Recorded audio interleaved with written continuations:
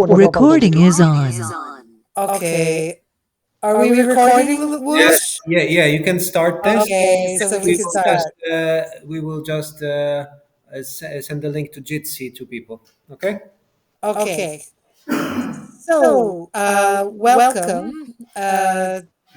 We had some technical problems, so we're sorry we have to start again. Today I'm going to be translating for comrades who couldn't come to Łódź for political reasons, obviously. Today we have online Vadim Damir, the first speaker. Vadim is a historian and he's a member of KRAS, the Confederation of Revolutionary Anarcho-Syndicalists, which is the Russian section of the IWA. And Vadim's talk today is going to be on an interesting topic. It's going to be on the topic of discussions about industrial and technological rationalization in the worldwide anarcho-syndicalist movement of the 1920s and the 1930s.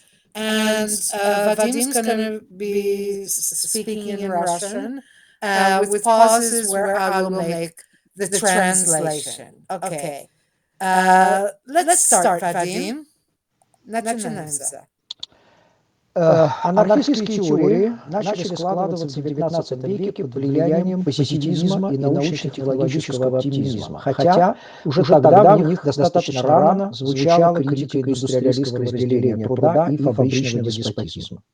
С наступлением фордистской и тейлористской рационализации после Первой мировой войны эта критика стала более аргументированной и более глубокой. Вопрос о том, какая технология пригодна для нового свободного общества, а какая должна быть отвергнута как антигуманная, был в представлении анархистов и анархосиндикалистов напрямую связан с анархистской формой общественного социального устройства.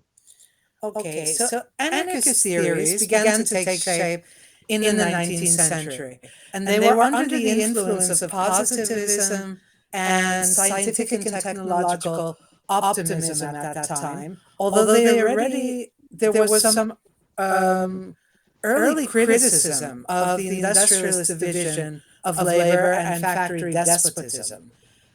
With the advent of the Fordist Taylorist rationalization of labor after the First World War, this criticism became more recent and the criticism became deeper.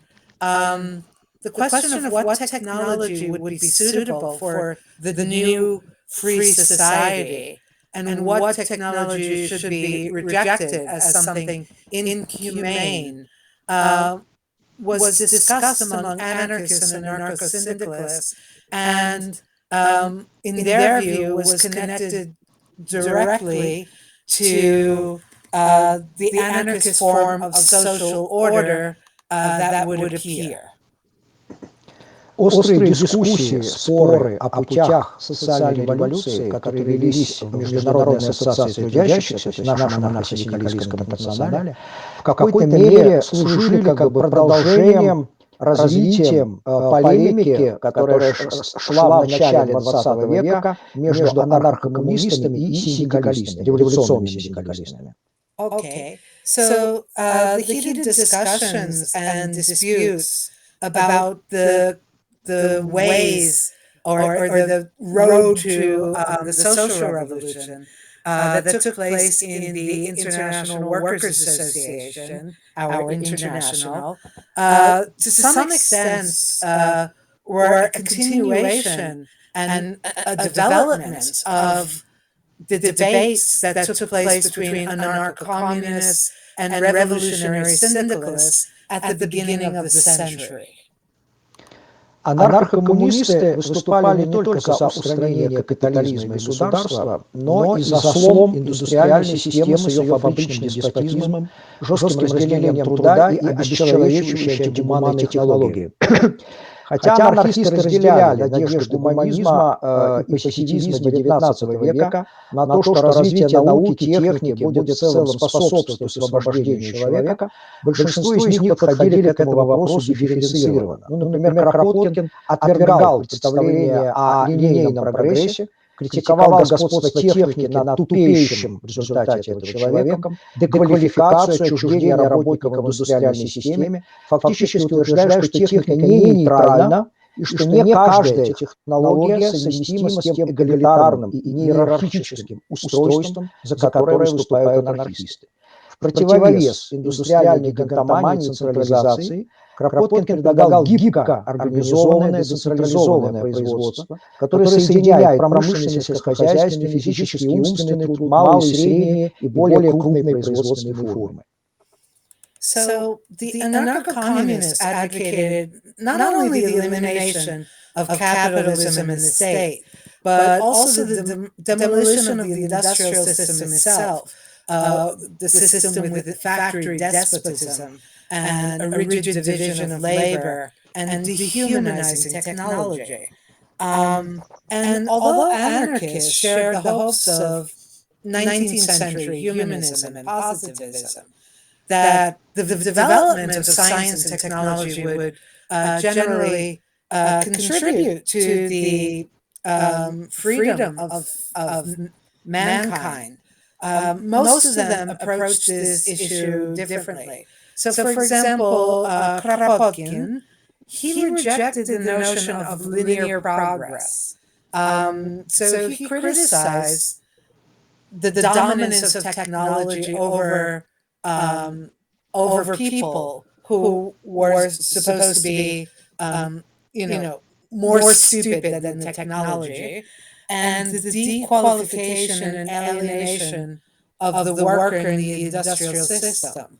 And in fact, he argued that technology is not neutral, and that not every technology is compatible with the egalitarian and non-hierarchical social order that anarchists advocate.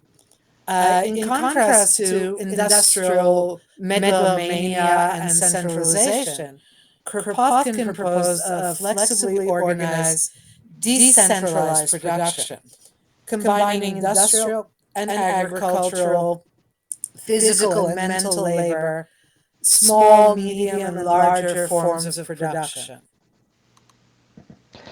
Со своей стороны революционные синдикалисты в основном приветствовали индустриально-технологический прогресс и намеревались на его основе строить социалистическое общество. Основу такого общества в их представлении должны были составить профсоюзы, синдикаты, которые отталкивались в своих конструктивных действиях от существующей, то есть созданной капитализмом структуры производства и его отраслей. Соответственно, им следовало централизовать в своих руках производство и обмен. Okay, on the other hand, revolutionary syndicalists usually welcomed industrial and technological process, and they intended to build a socialist society on its basis. And the basis of this society was to be made up of trade unions, of syndicates, which in their actions were based on the existing structure of production and the branches of industrialization created by capitalism. They saw that they would take the centralized production and exchange into their own hands, the hands of the workers. The analysts of the analysis of the latest trends in the development of capitalism itself were closely connected with these discussions. And some of these trends were like technical and industrial rationalization in the Fordist and Taylorist phase. And this stage of industrial development was accompanied by a massive introduction of new mechanized and conveyor belt technology. And this divided labor into serial operations. And these operations then were more difficult to control on the part of the worker. The worker lost the sense of integrity of the whole process of production and the meaning of the work. in turn, however, the worker acquired new possibilities in terms of consumption of mass produced and thus cheaper products.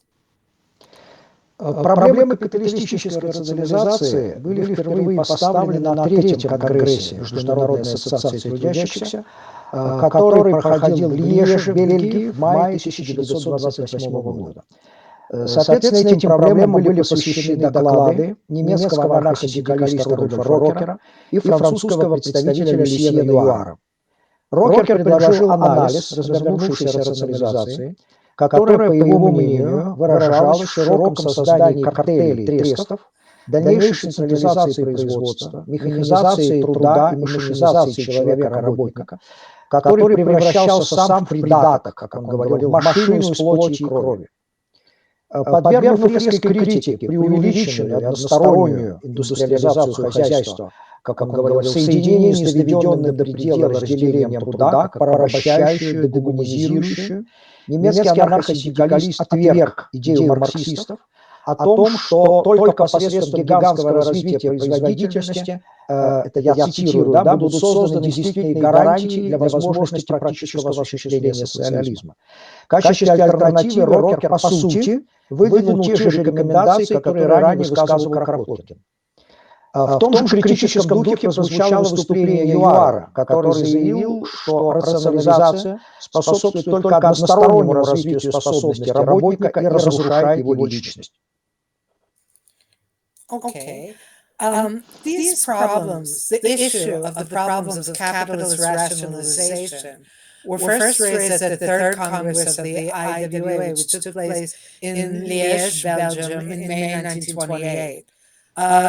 There were reports devoted to this issue made by the German anarcho-syndicalist Rudolf Rocker and the French delegate Lucien Loire.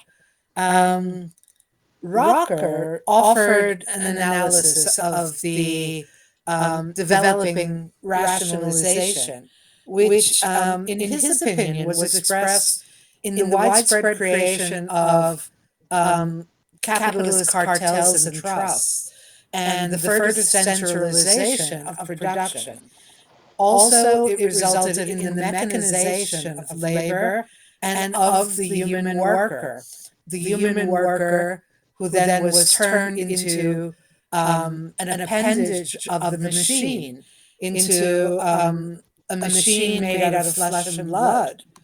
And having sharply criticized the exaggerated and one-sided industrialization of the economy as something enslaving and dehumanizing, Rocker rejected the Marxist idea that, and to quote the idea, only through a gigantic development of productivity will real guarantees be created for the possibility of practical implementation of socialism. So, in other words, Rocker rejected this Marxist idea. And as an alternative, he basically made the same recommendations that Kropotkin had made. And in the same critical vein, Loire made a statement that rationalization promotes only one-sided development of an employee's abilities, and it destroys aspects of his personality. В ходе дискуссии на Конгрессе в поддержку позиции Рокера и Юара высказались делегаты от анархистских профсоюзов Южной Америки. В то же время бельгиец Шалан, голландец Лансинг утверждали, что в рационализации есть и позитивные стороны, так как она способствует развитию производительных сил. Однако индустриалистские позиции... Okay, I'll translate it now. So during the discussions at the Congress, delegates from the trade unions of South America, the anarchist trade unions, spoke out in support of the position of Rocker and Loire. And at the same time, though, the Belgian delegate Chalan and Dutch delegate Bernard Lansik argued that there are positive aspects, though, to rationalization, since it contributes to the development of productive forces. Однако индустриалистские позиции в целом не встретили поддержки большинства участников Конгресса. В итоге делегаты высказались за прогресс во всех областях, как было сказано в резолюции, но сочли его проявления в сфере капиталистического производства негативными для трудящихся. Принятая резолюция оценивала происходящий процесс как прямой результат новой фазы развития общества, которая выражалась в переходе, как было сказано, от старого частного капитализма к современному коллективному капитализму, трестам и картелям, от свободной конкуренции к эксплуатации всего мира единой системой. Подчеркивалось, что рационализация осуществляется в интересах капитала, а для трудящихся она означает подрыв их индивидуального и интеллектуального и физического здоровья, подчинение их механизмам индустриального рабства. Рационализация обрекает людей труда на потерю рабочих мест, на безработицу и, следовательно, на ухудшение условий жизни.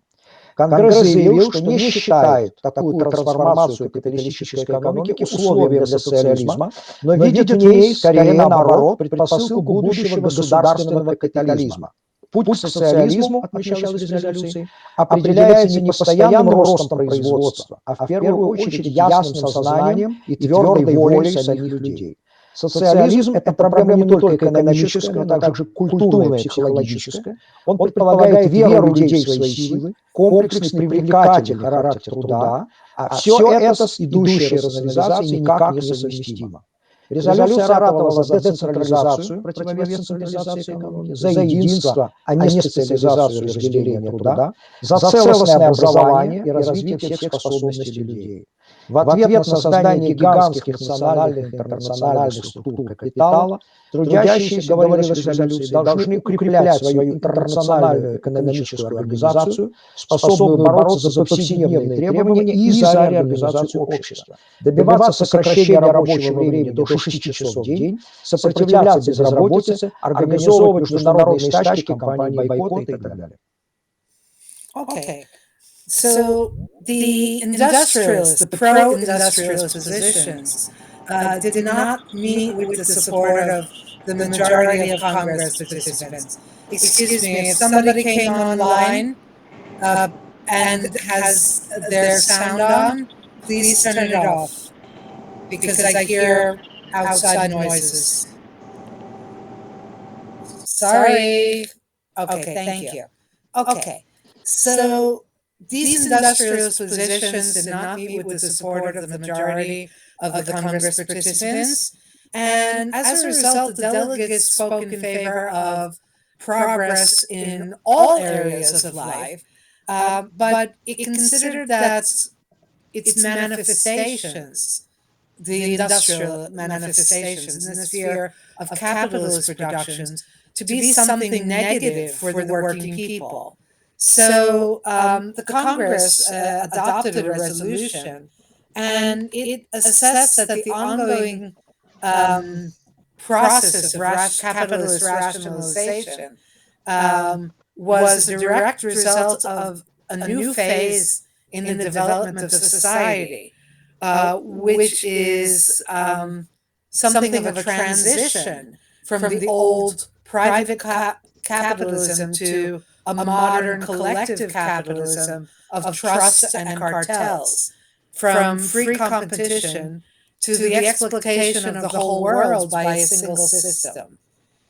It was emphasized that rationalization is carried out in the interests of the capitalists, not the workers, and that for the working people, it actually means undermining their physical and intellectual health, subordinating them to the mechanisms of industrial slavery.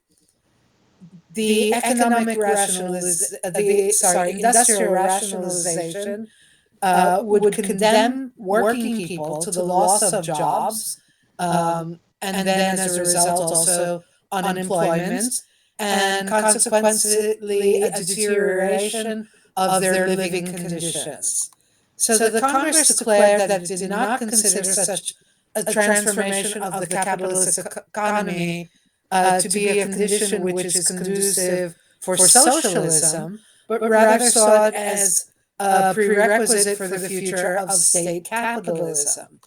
They saw that the road to socialism, as they noted in the resolution of the Congress, should be determined not by the constant growth of production, but first of all by the clear consciousness and firm will of the people. Socialism, they saw, was not only an economic issue, but also socialism had a cultural and psychological aspect. It presupposes that people have self-confidence, that work should have a nature which is complex but also attractive to people, and that these things were in fact incompatible with the processes related to the ongoing rationalization. The resolution called for decentralization, as opposed to the centralization of the economy, and for unity of labor rather than the specialization and division of labor. It also called for holistic education of people and the development of all their abilities as a whole, as opposed to some specialization. And in response to the creation of gigantic national and international capital structures, the working people should strengthen their international economic organization, for example, syndicates, capable of fighting for daily demands and for the reorganization of society. They should achieve a reduction in working hours to 6 hours a day. This would undermine or pose a resistance to increasing unemployment. They should organize international strikes and boycott campaigns. Тем не менее, вот такое критическое отношение к процессу развития индустриальной капиталистической системы и требование радикального разрыва с этой системой встретили возражения со стороны немалого числа анархосиндикалистов, которые вслед за марксистами стали связывать социализм с совершенствованием техники и повышением производительности труда. Эти люди не считали новые формы технологии организации производства чем-то несовместимым с социализмом. И понятно, что этот подход логически предусматривал централизацию производства и экономики в целом, отказ от анархистской идеи федерации децентрализованных и в значительной степени самообеспечивающихся коммун и, соответственно, отказ от коммунистического принципа распределения. Старые идеи коллективизма считались многими более адекватными индустриальному веку. Okay, so despite this revolution, sorry,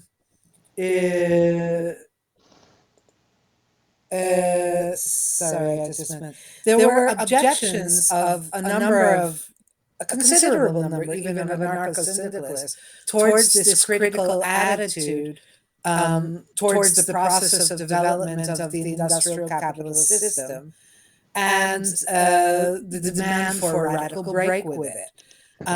These anarcho-syndicalists who, sort of following the Marxist logic of things, associated socialism with an improvement of technology and thus an increase in labor productivity. They followed this line of thinking. So they did not consider that the new forms of technology and organization of production was necessarily incompatible with socialism. This approach logically provided for the centralization of production and economy as a whole. So logically, this would be somewhat of a rejection of the idea of the anarchistic idea of a federation of decentralized and largely self-sustaining communes, and accordingly the communist principle of distribution. the old ideas of collectivism were considered by many to be more appropriate for the industrial age. Наиболее сильными индустриалистские настроения оказались французской секцией Международной ассоциации трудящихся в революционной синдикалистской всеобщей конфедерации труда СЖТСР. Теоретик и практик французского анархосиндикализма Пьер Бенар исходил, подобно многим синдикалистам, революционным синдикалистам до Первой мировой войны, из теории прогрессивности индустриального развития человечества. Он полагал, что технологические изменения, которые связаны с конвейерной, так называемой фордистско-тейлористской эрой, открывают новые, широкие перспективы для социального освобождения трудящихся. Рабочие организации, ведя борьбу с капитализмом, сами должны были, по его мнению, строиться так, как устроена капиталистическая экономика, с тем, чтобы сразу после победоносной революционной всеобщей стачки взять управление хозяйством в свои руки. Они должны развиваться в том же самом ритме, что их рационализирующийся классовый враг. Okay. So this pro-industrialist sentiment was strongest in the French section of the IWA, which was the CGT Revolutionary Syndicalists, CGT RS, we can say in English. The theorist and practitioner of French anarcho-syndicalism, Pierre Bernard, like many syndicalists before the First World War, came out or proceeded from the theory of progressiveness, of industrial development of mankind. In other words, they saw industrial development as something positive and forward.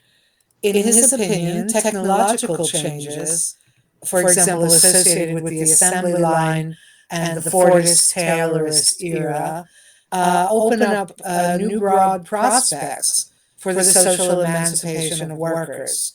The workers' organizations fighting capitalism,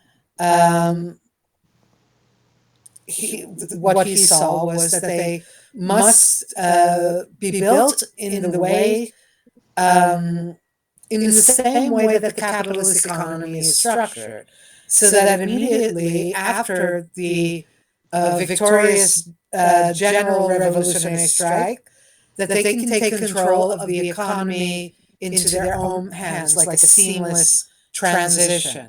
They must develop in the same rhythm as their rationalizing class enemy.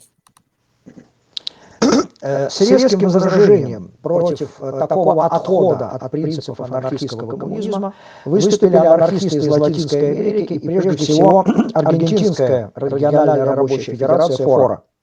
Теоретики ФОРА предложили одну из первых в XX веке целостную критику марксистско-индустриалистского взгляда и на историю, и на современный капитализм, и на социальную революцию.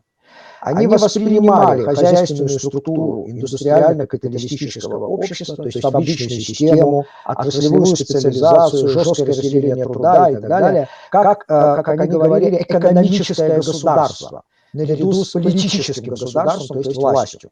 Новое свободное общество, говорили они, должно не вырастать из закономерностей старого общества, а быть, наоборот, решительным, радикальным разрывом с этим самым обществом и самой его логикой.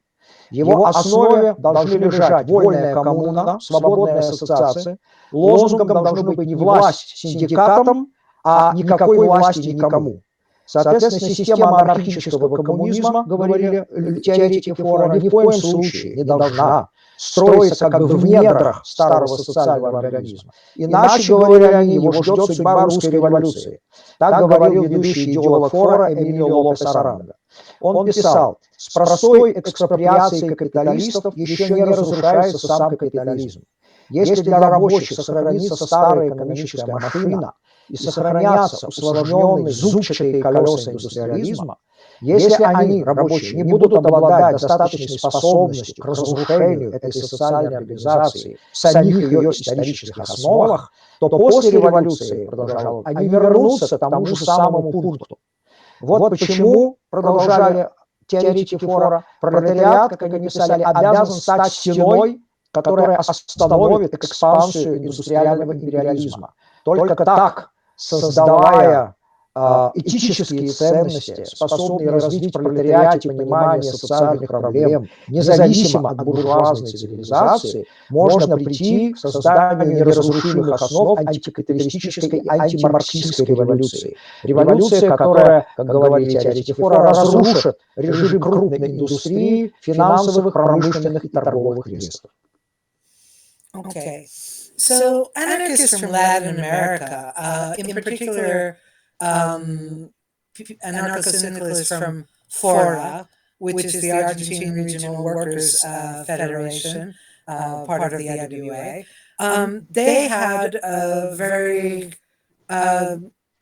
sharp criticism to these ideas, which they saw as a departure from the principles of anarcho-communism.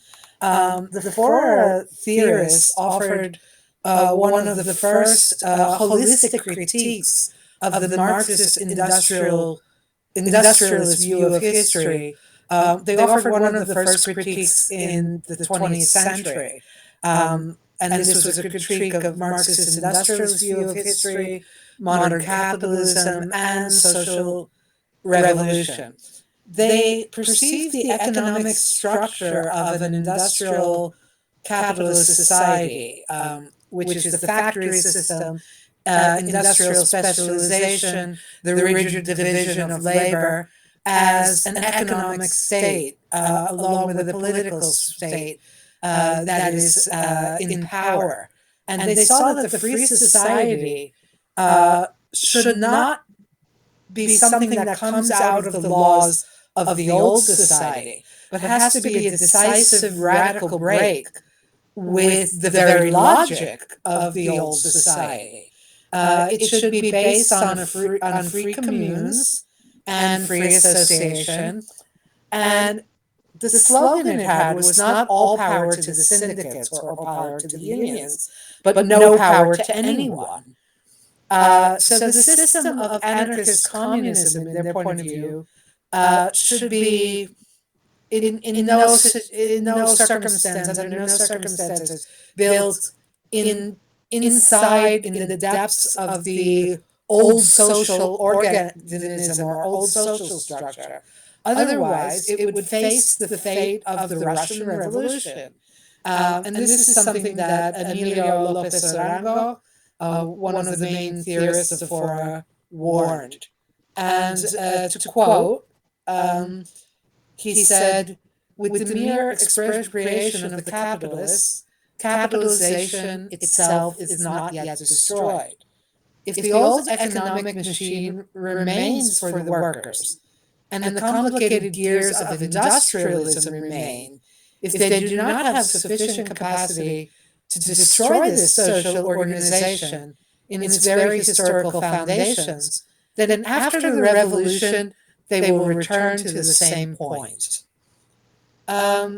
So that's to quote Lopez Arango. And that is why the proletariat, again to quote Lopez Arango, is obliged to become a wall, like a brick wall that will stop the expansion of industrial imperialism. Only in this way, and by creating ethical values capable of developing in the proletariat an understanding of social problems,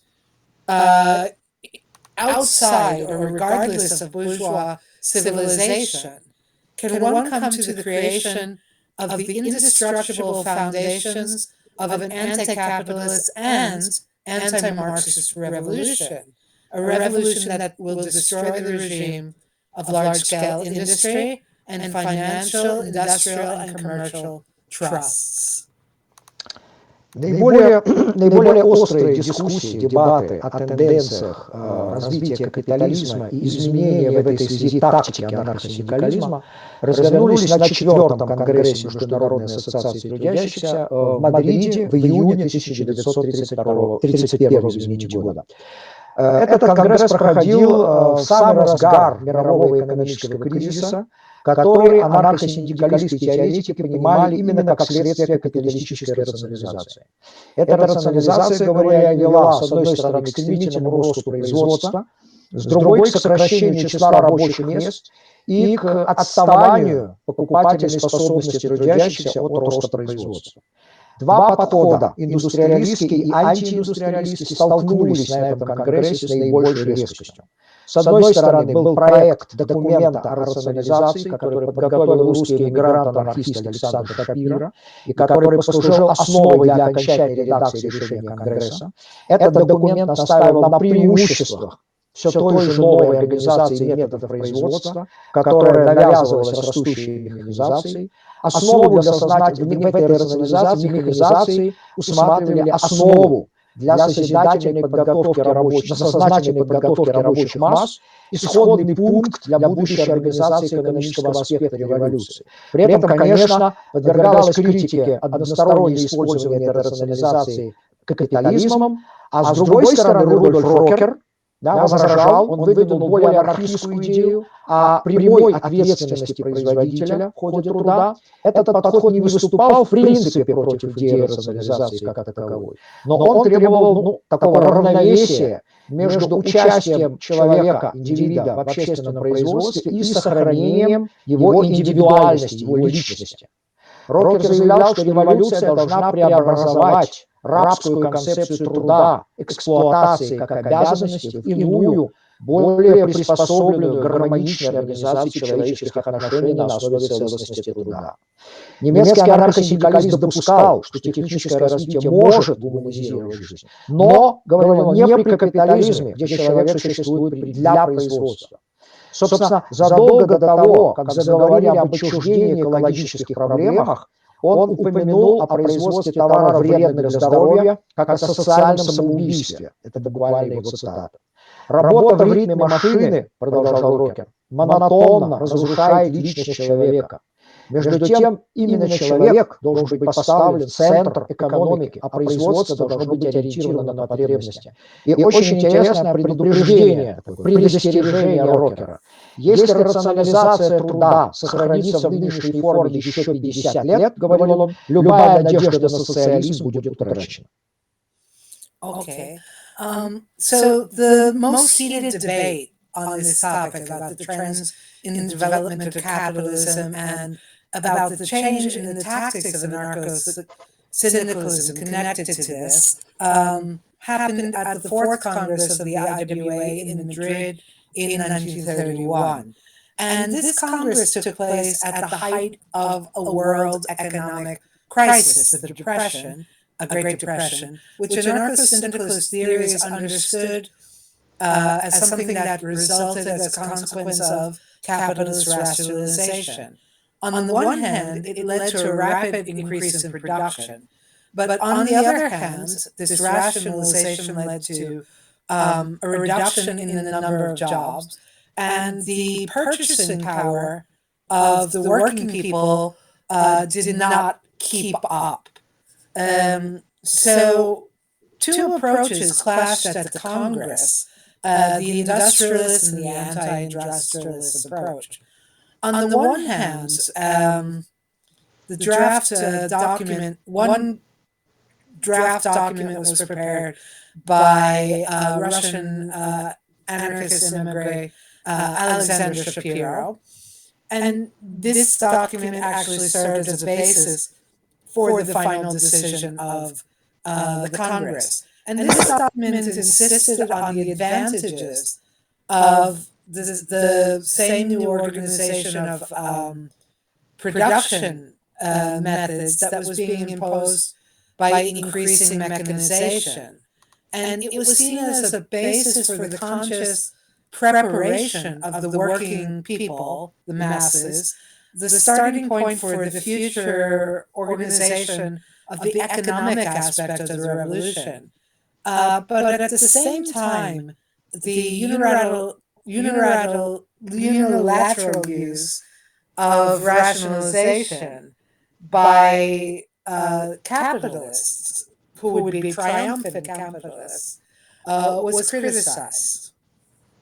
On the other hand, we had another idea that was put forward by Rudolf Rocker, and Vadim says it's a more anarchist idea of direct producer liability, this approach did not oppose the idea of rationalization as such, but it required a balance between the participation of the individual in social production and the preservation of this person's individuality and personality. So Rocker stated that the revolution should transform the slave concept of labor exploitation as a duty. It should transform this concept into another concept, which is more adapted to the more harmonious organization of human relations based on the integrity of labor. So Rocker admitted that technological development could humanize life, but not under capitalism, where man exists for production. So long before there was a talk of alienation and environmental issues, he referred to the production of, for example, unhealthy goods as social suicide. And working in the rhythm of a machine would monotonously destroy a person's personality. Meanwhile, the person is what should be placed at the center of the economy, and production should be focused on needs of the people. He warned, and to quote, "If the rationalization of labor continues in its present form for another 50 years, any hope of socialism will be lost." С другой стороны, Пьер Бенар, опираясь на индустриалистский анализ происходящих перемен, предложил на Конгрессе свой план реорганизации международного синдикализма. Он говорил следующее: поскольку капитализм теперь одновременно осуществляет две рационализации, экономическую и социальную, то сам синдикализм, синдикалистское движение должно находиться на уровне противника и само провести свою собственную рационализацию в мировом масштабе. Соответственно, он предложил перестроить интернационал в виде однотипной для всех стран структуры отраслевых профсоюзов снизу доверху, от профсоюзных фабричных советов до общенационального уровня и до интернациональных отраслевых органов. Они должны были быть совершенно независимы и от предпринимателей, и от государства, и стать таким образом таким зачатком экономической системы будущего.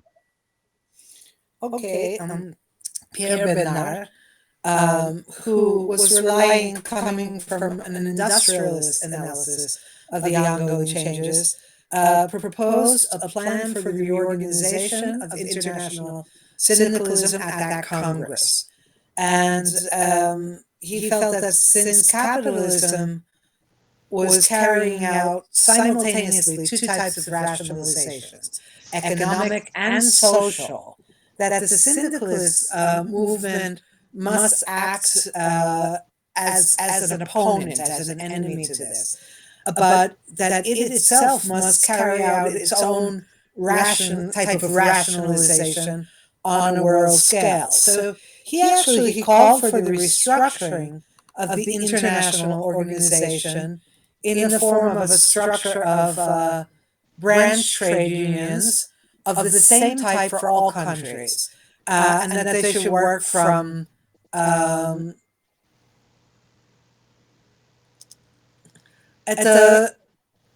я, может, что-то плохо перевела. Снизу вверх, да? Снизу вверх, да, структура идет. Да. So they should be working from the bottom up, let's say, and from trade union factory councils to the national level, to international branch organizations. And they must be completely independent of both entrepreneurs, capitalists, and the state. And they could be the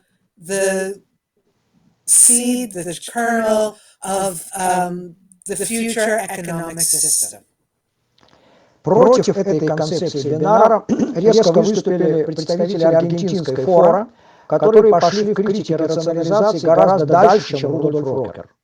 Один из аргентинских делегатов заявил на Конгрессе дословно следующее. Не только политический фашизм, но и капиталистический индустриализм являются опаснейшей формой тирании. Товарищи полагают, что экономический вопрос один только имеет решающее значение. Однако капиталистический аппарат, если он останется как есть и в наших руках, никогда не станет инструментом освобождения человека, подавленного гигантским механизмом.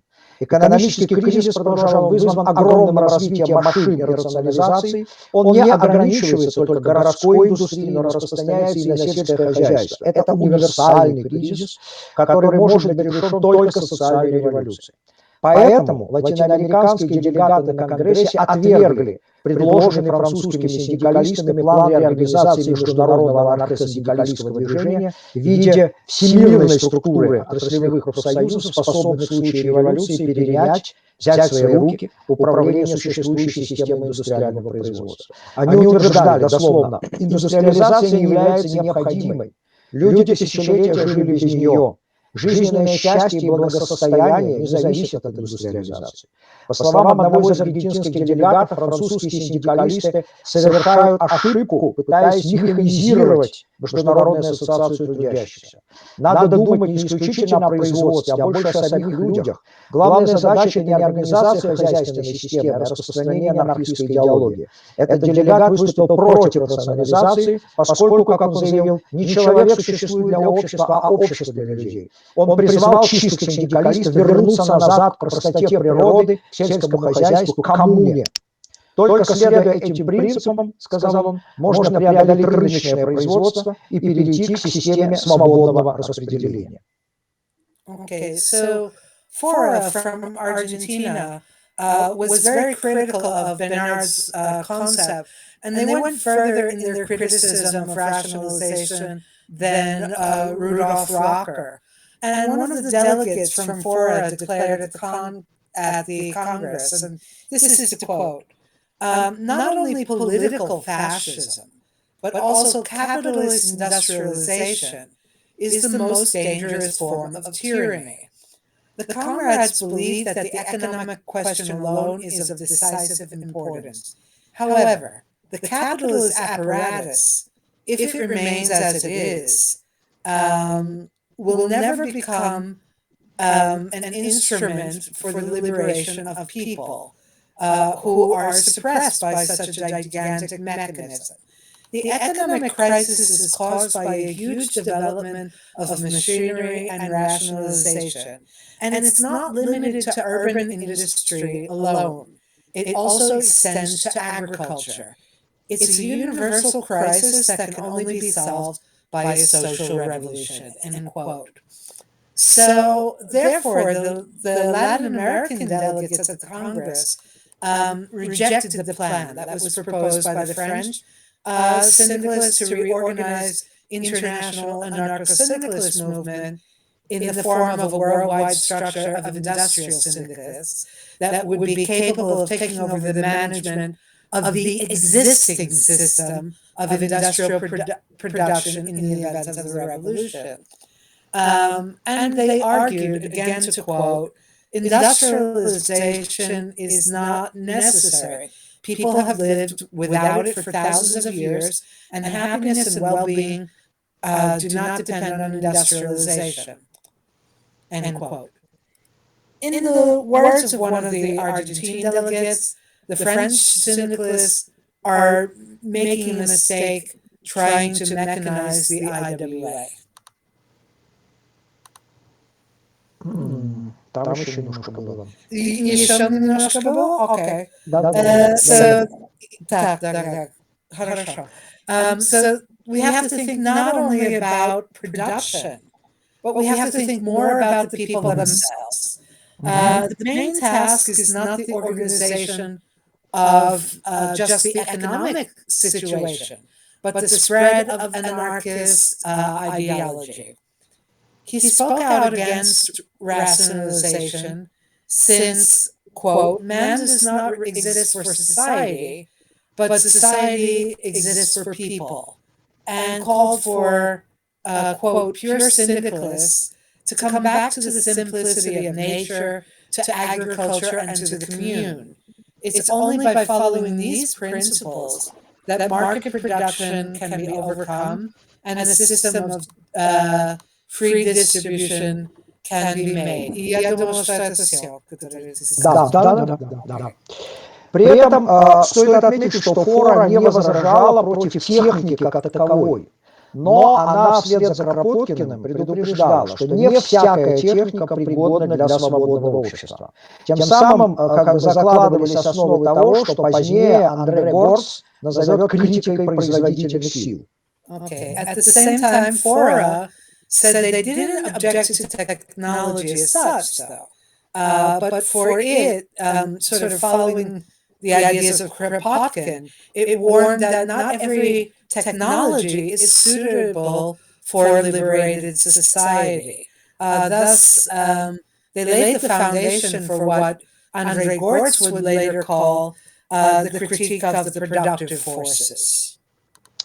Еще более резко, чем латиноамериканские рабочие анархисты, критиковали синдикалистский индустриализм теоретики японского анархистского профсоюзного объединения Дзенкоку-дзерен, то есть Всеяпонской Федерации либертарных профсоюзов. Они подробно обосновали концепцию анархистской революции именно как кардинального разрыва с самой индустриально-капиталистической логикой. Ведущий теоретик японских анархистов Хата Сюдзё разработал основу новой теории, которая опиралась на труды Кропоткина. Многие элементы его анализа и критики напоминают взгляды Фора с их критикой индустриальной формы организации и синдикализма, но японские анархокоммунисты довели эти положения до логического завершения. Они категорически возражали против индустриалистского тезиса о прогрессивности разделения труда, который, как они заявляли, напрямую заимствован из марксизма. Okay, so the theorists of the Japanese anarcho-syndicalist trade union association, Zenkoku Jiren, I hope I pronounced that right, which is the Japan-wide Federation of Libertarian Trade Unions, they criticize this syndicalist industrialism even more sharply than the Fora. They, in quite detail, they talked about the concept of the anarchist revolution as a radical break with industrial capitalist logic. And the leading Japanese anarchist theorist Hato Shujo developed the foundations of a new theory based on the writings of Kropotkin.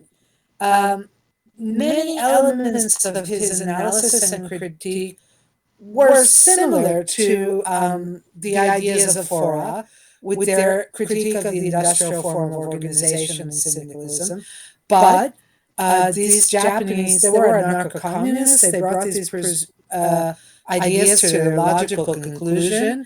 They strongly objected to the industrialist thesis of a progressive division of labor, which they claim was borrowed from Marxism.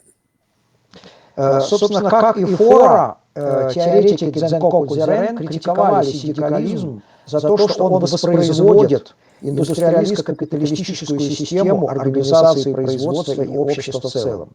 Хата подчеркивал, что в основе современного производства лежит разделение между людьми. Он писал дословно: его типичные характерные черты – это в первую очередь механизация труда, во-вторых, то, что человек, занятый в том или ином производстве, не отвечает за другие отрасли, не понимает их и не заинтересован в них. И в-третьих, что необходим специальный координирующий орган для руководства разделенным трудом, осуществляемым людьми, которые не заняты этим трудом. Из этой группы, говорил он, непременно, неминуемо вырастет власть. Более того, разделение труда означает, что люди не производят сами для себя, так что производство и потребление не согласуются друг с другом.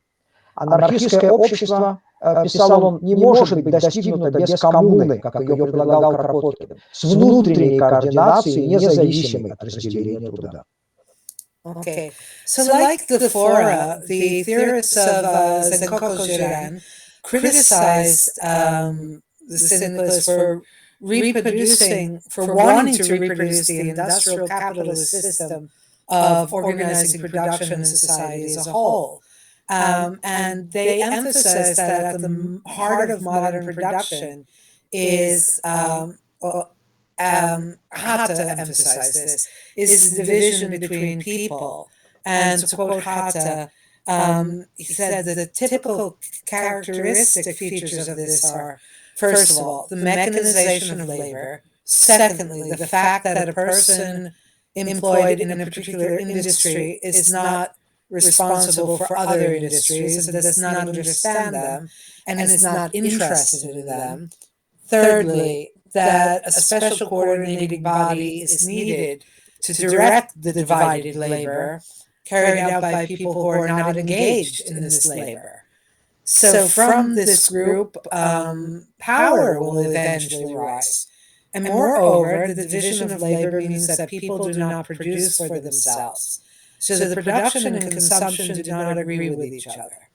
An anarchist society cannot be achieved without a commune, as Kropotkin proposed, with internal coordination independent of the division of labor. So the Japanese anarcho-communists, we could call them, argued that the... Я этого еще не сказал. sorry. Да, собственно, структура будущего общества, да, доказывали японские анархокоммунисты, не может, не должна соответствовать структуре существующего общества, как авторитарного и капиталистического. Соответственно, этому будущему обществу предстоит преодолеть индустриализм, преодолеть пагубное современное разделение труда и опираться на иную концепцию, где будут соединены потребление и производство.